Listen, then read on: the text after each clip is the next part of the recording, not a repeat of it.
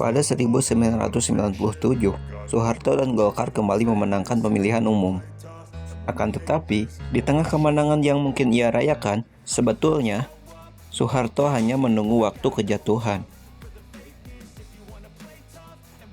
Pasalnya, kekuasaan Orde Baru mulai digoyang cukup intens oleh oposan politik lainnya, dari parpol, ormas, ulama, hingga aktivis maupun intelektual. Kendati belum sampai pada taraf revolusi yang mendongkel singgasana Soeharto, kelompok oposisi kala itu setidaknya menggaungkan kritik tajam perihal kekuasaan absolut, pembungkaman aspirasi, hingga kecurangan pemilu. Sebagaimana watak rezim Orde Baru, suara kritik seketika ditutup rapat, dan kehidupan setelahnya seolah berjalan baik-baik saja. Namun, ternyata tidak baik-baik saja.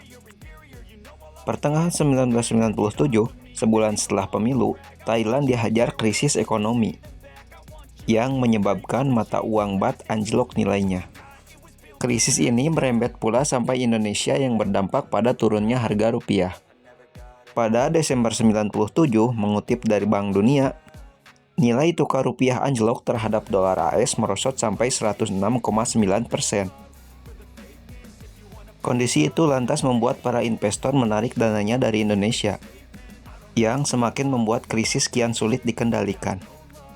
Keadaan bertambah runyam tatkala berbagai kebijakan fiskal dan moneter yang diambil tak cukup efektif dalam menangani krisis. Belum lagi di saat bersamaan cadangan devisa terus menipis. Di titik ini, Soeharto seperti kehabisan akal dan pada akhirnya meminta bantuan ke IMF untuk menyelamatkan Indonesia dari krisis. IMF bersedia membantu, tapi dengan beberapa syarat. Salah satunya menutup 16 bank yang likuiditasnya tidak sehat. Pemerintah mengiyakan, dan sayangnya penutupan tersebut justru mendorong penarikan besar-besaran dana milik nasabah. Pada Januari 1998, nilai rupiah terhadap dolar AS bahkan tembus hingga 17.000. 5 bulan ke depan, krisis ekonomi dibarengi dengan krisis politik yang mengancam pemerintahan Orde Baru. Inflasi yang tinggi, kemiskinan akut, dan kolapsnya perbankan maupun korporasi menjadi bahan bakar untuk menurunkan kekuasaan Soeharto. Jangan lupakan pula kenaikan harga sembako, kelangkaan kebutuhan sehari-hari, sampai PHK massal. Ini belum termasuk praktik culas yang dibangun Orde Baru yang hanya menguntungkan Soeharto dan kroni-kroni maupun keluarganya.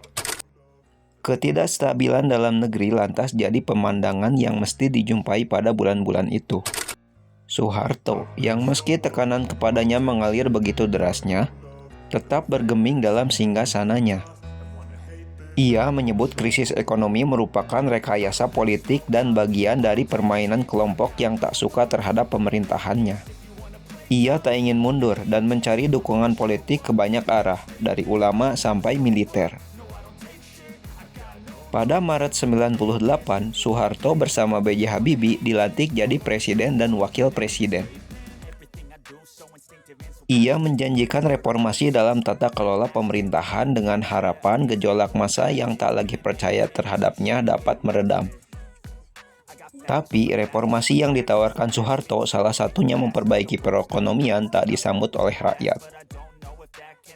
Di waktu bersamaan, dukungan kepadanya kian menipis menuju lenyap. Ketika belasan menteri menolak masuk ke dalam kabinet pemerintahannya, desakan untuk mundur pun menggema kencang, termasuk dari para loyalisnya. Dan pada akhirnya, setelah merasa tak lagi dapat dukungan, Soeharto pada 21 Mei 98 mengucapkan pengunduran dirinya yang disambut gegap gempita.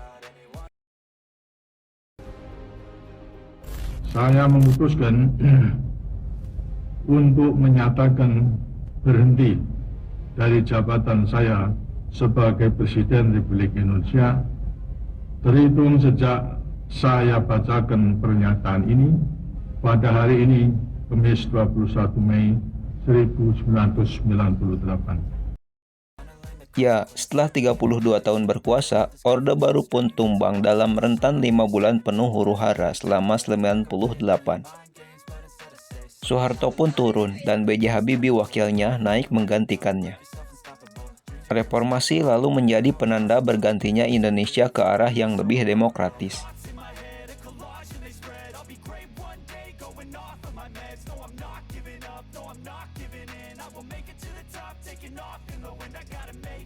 I'm saving every day